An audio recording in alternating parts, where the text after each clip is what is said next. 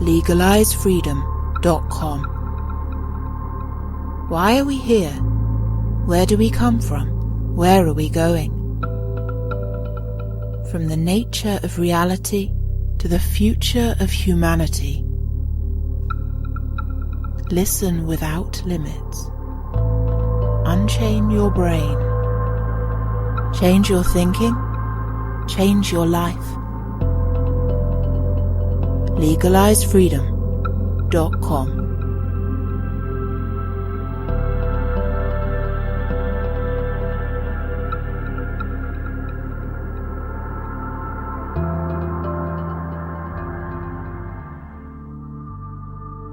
Greetings and welcome once again to legalizefreedom.com. I'm your host Greg Moffat and my guest today is Justin S. Grant.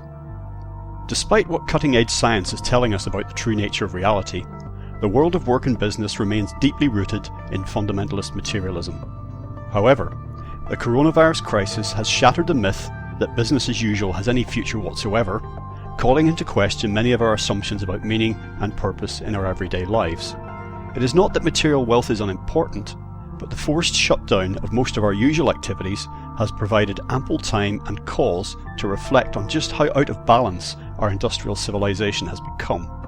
On a deeper level, there is clearly more at play here than simply a virus, and if we choose to ignore the psycho-spiritual origins of our current predicament, we will be setting ourselves up for future catastrophe. Hello and welcome, Justin, and thank you so much for joining us today on legalizefreedom.com. Thanks for having me, Greg. Now, today, Justin, is a follow-up to an interview that we did a couple of months back at the tail end of last year, and in that we began to discuss your book that's entitled Business and Spirituality, Secrets of Personal, Professional and Planetary Evolution. Now, I really would recommend, before listeners dive into this talk, that they do listen to that first. However, if anyone's not minded to do that, could you just give a brief introduction to yourself? Yeah, thanks, Greg. My name is Justin Grant, and I've been studying comparative religion and philosophy and music as an adult for my entire life. And in the past few years, I went to the University of Philosophical Research here in Los Angeles, which was founded by a great philosopher named Manly Hall and then turned into a university more recently by the late, great Obadiah Harris. And I studied and received a master's degree in transformational psychology. And the president encouraged me to turn the knowledge that I'd learned into a book. So weaving together my experiences in business with my learning at school and outside of school and psychology and spirituality, I wove it all together in a book called Business and Spirituality, which is about how we can blend our eternal spiritual life with our everyday busy life in order to augment the both. And it's full of interesting teachings as well as practical advice on how all that can be done. And yeah, I've said a little bit in my spoken introduction about the book, and obviously there's relevant links on this interview page and indeed the interview page for our previous talk if people want to find out more. I did an interview very recently with a fellow called Alex Sakidis, and he's host of Skeptical podcast. Now, there was something that he said. He's come from the world of business, and that's his background, and there was something that he said that immediately made me think of our previous talk in your book. And I'm paraphrasing him now, and I'm just throwing this out as an opening thought. And he was like, man, I come from the world of business, and that operates in the entire opposite way to the spiritual realm. Because our discussion had been about right way to live and how to be in balance, how to go about being in this world, but with still acknowledging the spiritual dimension. And that quote from him was just, it really made me think about what it is that people like yourself are kind of actually up against in terms of attitudes and psychology. All right. Well, that's a fair question. Well, first of all, those of us who were developed who grew up in the so-called Western societies are familiar with public space and a society that's very secularized. But actually, I believe we're in the minority. And if we travel to other parts of the world, we see that everyday life and religiosity and spirituality go hand in hand. There's really no separation between the two. So human beings are spiritual beings, just as the equation E equals mc squared teaches us that the universe is energy. Well, religion has been calling energy spirit all along. So to strip the spirituality out of our everyday busyness is actually quite unnatural. Now, it has its benefits because it allows us to focus in the material world, and it allows people from differing backgrounds to come together in a workplace and not have as much conflict between different cultural backgrounds. But nevertheless, it is somewhat unnatural. And again, I believe we in the West are actually in the minority of how people behave on the planetary scale. So I believe that when we do try to secularize our society and our workspaces, in spite of the benefits, there are also drawbacks, which are people who are forced to deny their spiritual side all day and all week, become bored, uninspired, depressed, even ill. So even though there has been tremendous benefit from what the industrialized and secularized system has brought to this world, there's also obvious drawbacks and always room for improvement. So I believe, in addition to the fact that it's the minority that live in this secularized space, there's also the fact that many Fortune 500 companies, perhaps most famously in the Silicon Valley area of Northern California, do have flourishing meditation movements and yoga programs and mindfulness and healthfulness and well-being programs. So that's a hopeful sign.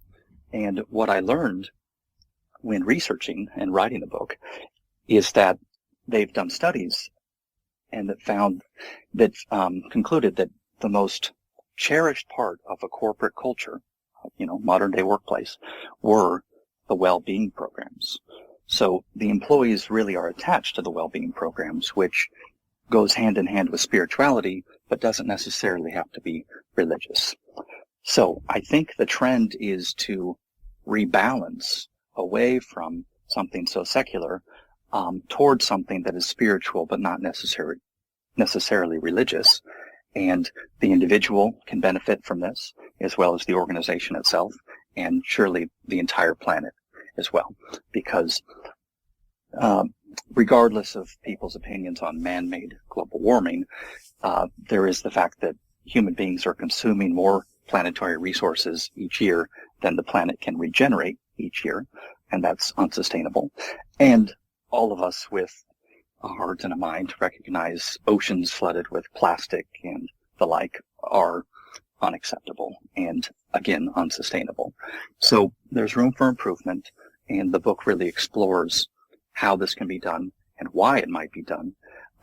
And again, I believe there's all sorts of momentum in this direction. So it won't be easy, but it's already underway, and it's something that we need to do if we want to continue to thrive, and even if we wish to survive on this planet as a species.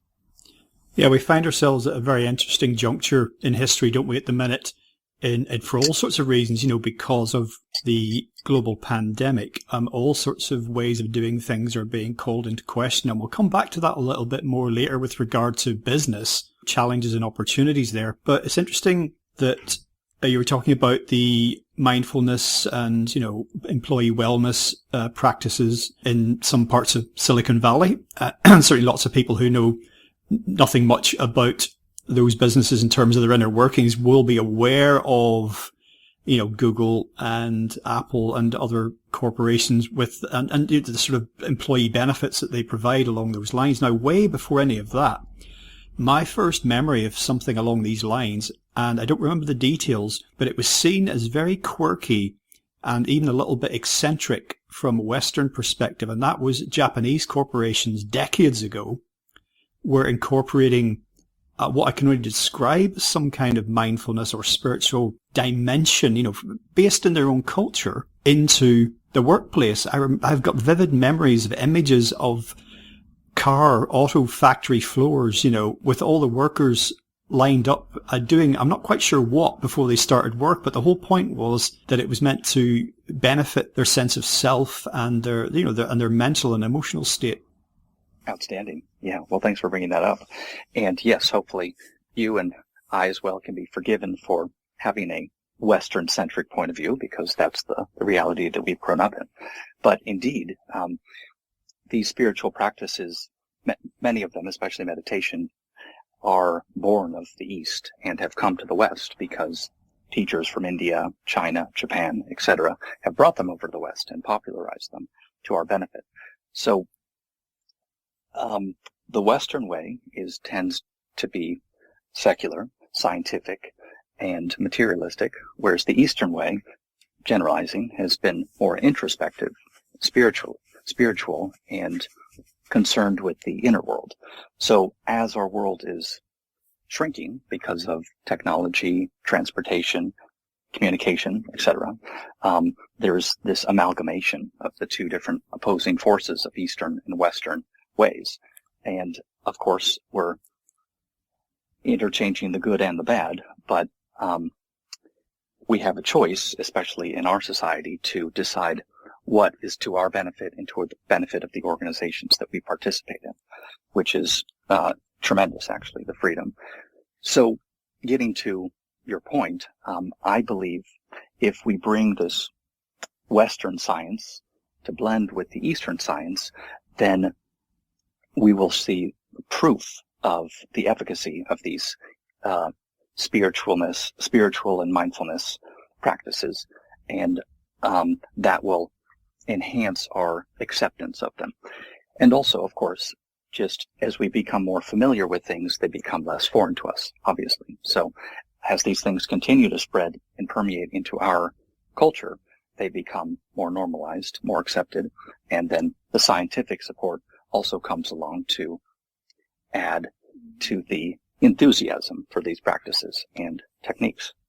Now, in all the hundreds of shows that I've done in this incarnation of Legalized Freedom, probably more than half of them have in some way involved a discussion of different ways of looking at the world, looking at life, looking at reality.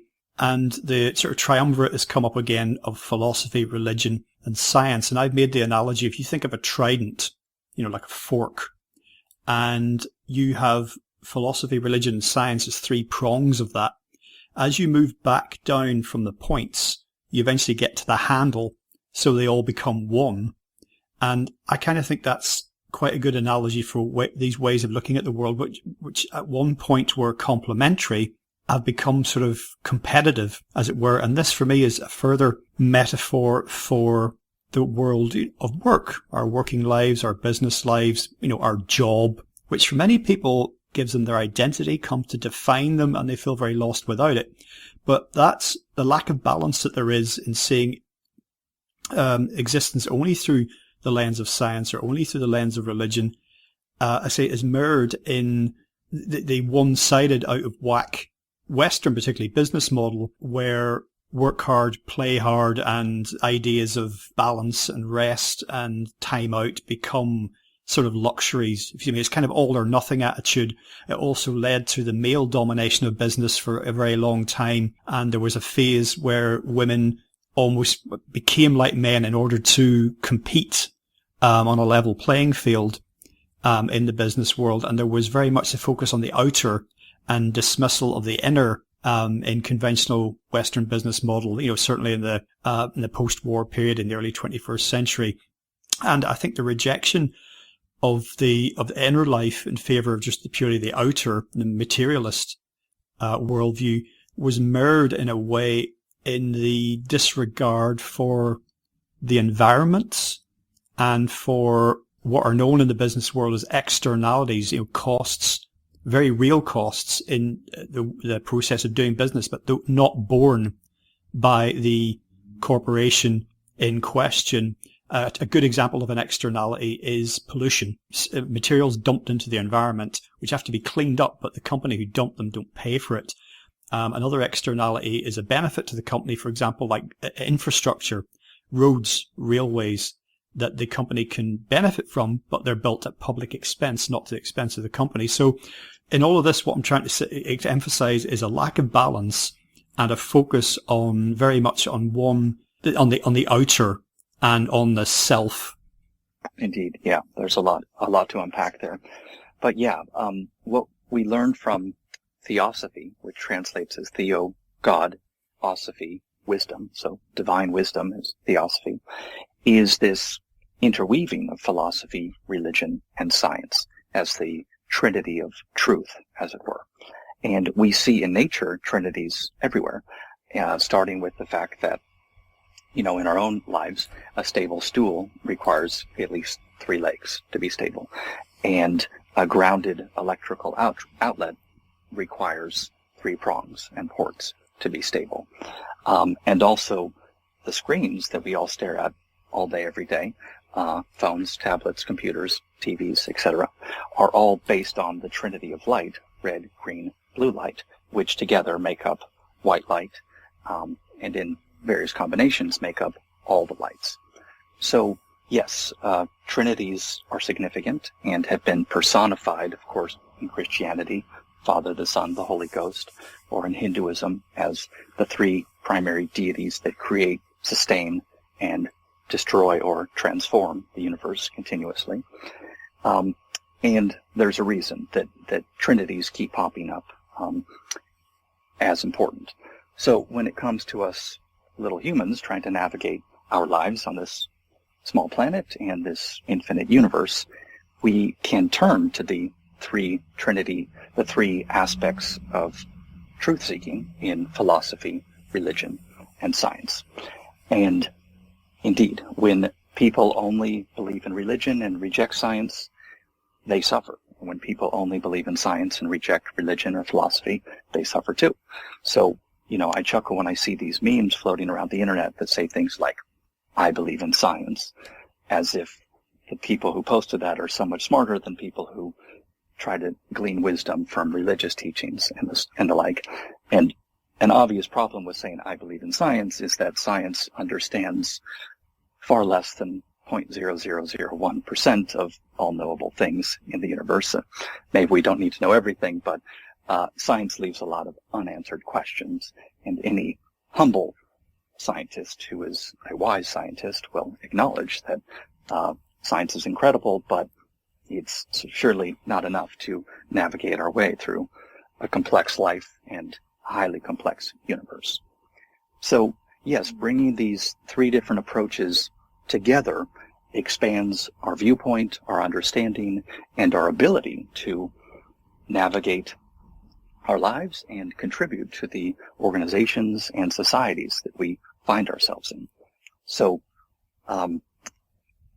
these sort of things are expanded upon in my book, both for practical reasons as well as inspirational reasons, because it's important that we not only understand how our lives work and the universe works, but also why we should try to contribute rather than just be blindly selfish or entirely materialistic. And in summary, we're all part of the universe, and when we are in a selfish mindset, we really, in a sense, hold ourselves against the universe. We come to fight with the universe itself when we are behaving in pure selfishness. And regarding the focus on the outer world, the material world, well, clearly we are beings living in material bodies in a physical world, so that is all tremendously important for us to survive and thrive. But we know from Buddhism that the universe is pure emptiness, and from science that every atom is actually mostly empty space, or apparently empty space. And furthermore, what this all means is not only is the material world empty, but it's also fleeting. So if we try to focus all of our attention and find happiness, inspiration, and security only in the material world, well, we're bound to be disappointed because the material world is ever-changing. It's not as static as we'd like to imagine, and it apparently is to us from our point of view, living in this dimension. So for all these reasons, it's important that, as you say, we strive to balance these trinities of truth in our personal lives as well as our professional lives. Probably every significant strand of spiritual teaching down the ages has spoken of inner and outer worlds and material things and the limits thereof. And it's almost like the way of doing business that was only could ever have been very short term, but of course was seen as like a new normal, a permanent state of affairs. You know, that avaricious, greedy, churning through resources, bulldozing over any obstacle business, you know, perhaps epitomized by business in the 80s, is sort of a macrocosm of the microcosm that is within each of us, which is that betrays a certain, it's first of all, it is clearly a questing, a seeking, a craving for fulfillment and meaning. But as I said, that we would know, we have known, and I think perhaps everybody knows deep inside themselves that in and of itself is not where fulfillment lies. And these outer cravings betray an inner lack. And I think for a lot of people, that's very self-evident, even as they might engage in sort of consumerism to some level in their daily lives. But nevertheless, it doesn't stop most people behaving in that way. We will come on in a minute, if you can reflect on what I've just said, we will come on for a minute in case anyone's thinking, Mitch Horowitz is known to both of us, and I've interviewed him a couple of times, and in his teachings on New Thought, this is not to dismiss the outer world, the world of material things, the world, the material desires. These things are not evil in and of themselves, but it's just if that becomes your sole focus, then that is a problem. Yeah, indeed. All good points. Well, I think it's important that we reflect on the fact that greed and materialism are nothing new. I mean, if we study world history or we read scriptures that emanated thousands of years ago, we see that human beings are always wrestling with their lower desires and needs in the material world, as long with their higher aspirations and visions from the spiritual world. So I do think it's important that we are careful with using the phrase, which you didn't, by the way, Greg, but people tend to use the phrase sometimes these days, as in, the world's going to hell these days, which again just isn't true if we study history and world scripture. So greed and materialism are nothing new. But you did touch on the fact that in the 1980s, something changed, and there were a lot of changes that happened in the U.S. with taking the dollar off the gold standard, as well as this awful idea that the sole purpose of a for-profit corporation is to add to shareholder value. And before then, businesses certainly exhibited greed and ruthlessness, but this blindly selfish idea and pure focus on profitability wasn't nearly as prevalent as it became after that false concept was introduced of shareholder primacy. Before then, the common sense understanding was correct, and that's that an organization, a corporation, serves all the players and, needs to feed every hand that comes and goes in relation to the work and service of an organization. So in my book, I just think this is a terrible concept that's done tremendous damage to the planet, as well as to human beings, because it's so totally materialistic. Now, thankfully, plenty of CEOs of major Fortune 500 companies reject this idea because it flies in the face of common sense, and it negates the fact that we are spiritual beings living in a material world. So I'm hopeful that the trend will continue towards common sense and wholeness and balance. And again, there's already plenty of momentum in that direction. And with the pandemic, we do see a lot of people talking about focusing on what really matters in life, rather than, I got the new this or the new that, which we all know deep down is unfulfilling, even though it may be momentarily exciting to get something that excites us in a material way. So to answer your question, I think that we live in a competitive world. So keeping up with the neighbors is not only natural, it's in many ways necessary. But when the competitiveness and the rat race begins to spin out of control, as it clearly has been since the 1980s perhaps, always nature's hand steps in and rearranges the system so that things do come back to balance. And in conjunction with the wisdom of the planet itself, introducing these cosmic shocks into human society in order to try to rebalance, there's also the spiritual hierarchy, always sending prophets, masters, even avatars, to present themselves to the human world in order to rebalance and realign priorities towards something that serves primarily the spiritual, because that is the eternal life of humans, and also helps assist in the material component, which is important, because we do need to survive and thrive in this world.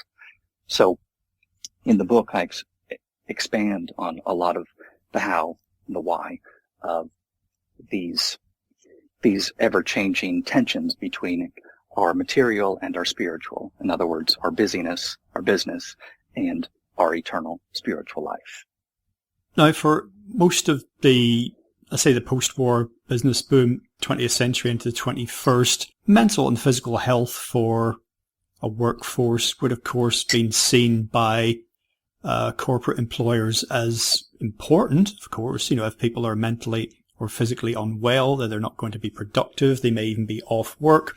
And perhaps a thoughtful or more caring corporation company might have provided maybe a healthcare plan to allow their employees to take advantage of that. There's sort of economies of scale there. They might even have had a counselling service, depending if the company's big enough. So if employees had issues there, that they could speak to someone about it. But overall, it was still very much seen as the realm of the individual to look after. You need to look after your own physical and mental health. It's not nothing to do with us, but really, we're a company that makes widgets or, produces software or whatever. And you just need to show up for work in good shape. One thing, thinking back to this balance or this lack of balance in our inner and outer lives, one thing that the pandemic and all the upheaval that's been unleashed in workplaces and in other aspects of our daily lives by lockdowns and other measures is how ill prepared people have been mentally to cope with this disruption. If you see what I mean, many people seemingly have not really had the resources to call upon within themselves. No fault of theirs, doesn't make anybody lesser. It's just, I think, a side effect of our culture, really, in discouraging that and bringing the thing full circle. It may be then alluding to what you said going forward, that this is something that larger employers, have to take into account more. Not that we're saying that, necessarily that anything on this scale is round the corner, but the point is this has focused a lot of people's attention, I think, on weak spots, I think, in systems, in people's daily lives, right up to business, governmental level. Yeah, indeed. Well, those are all good points. And yeah, I want to reiterate that on the one hand, we can always do better as individuals and organizations and societies. On the other hand, we do live in a very complicated world that is sometimes combative and oftentimes competitive. So it is fair that these apparently ruthless for-profit corporations are engaged in competitions with one another. So if you want to run Enlightenment Incorporated, that's wonderful. But if all the corporations around you are Ruthless Incorporated, then you're just going to be out of business soon, and the world's not really going to be brightened by your pure idealism. So tying back to our earlier discussion on shareholder primacy and this ruthless pursuit of profits. Well, it's extraordinary when corporate leaders stay true to common sense and balance and reject that idea. But there are tremendous pressures coming from Wall Street and surrounding corporations that essentially scream, if you, Mr. or Mrs. CEO, are not going to pursue profits at all costs, then we're just going to assassinate your career and get someone in the chair that is going to do that. So it is challenging. But like we've been touching upon, this competitiveness and these rat races do spin out of control and lead us into a societal trend that we all know deep down is unfulfilling and unsustainable on a global scale. So again, this is why the wisdom of the spiritual hierarchy, the planet, even the solar lord, as it's called in New Age and Theosophical teachings, send these shocks into the humans of the world in order to force us to make changes. And, a lot of what we take for granted is a product of the Industrial Revolution and what might be called the Oil Age, where, humans harnessed the power of oil, which had never been done before, which is just readily available energy and fuel. And this, once again, has brought tremendous good to the human world, and there's much to be grateful for. But we do see it spiraling out of control and causing us tremendous trouble, which needs to be readdressed. And human beings and great leaders have been talking about trying to wean humanity off oil for decades, but we haven't made much progress. And then, as a shock to most all of us, the pandemic came along less than a year ago, and suddenly oil has gone from being the world's most valuable commodity to something that actually is a liability, because these companies have to store, protect, and maintain their stores of oil, even though for the most part nobody and no businesses are buying it.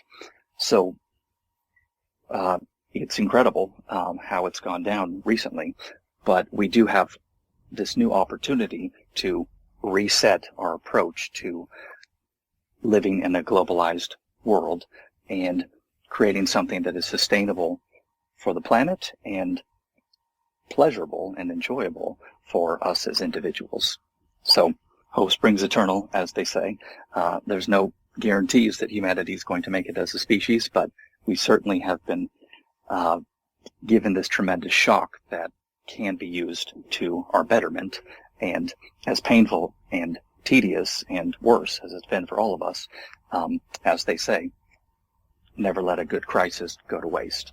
So there are many people in high places working towards that vision, and people throughout the planet praying for a new world that we can create, given all that's happened rather jarringly quite recently.